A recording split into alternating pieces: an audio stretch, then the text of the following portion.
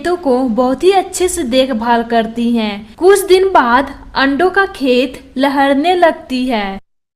यह देख पारो चिड़िया, हमारे खेतों में अंडों का फसल लहलहाने लगे हैं।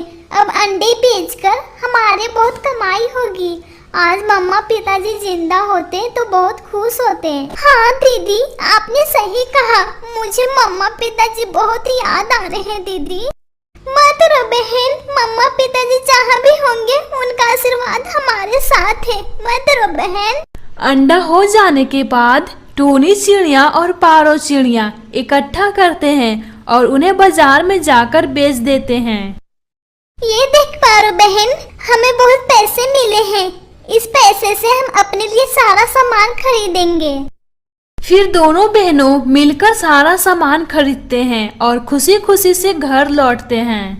दीदी, मुझे बहुत तेज भूख लगी है।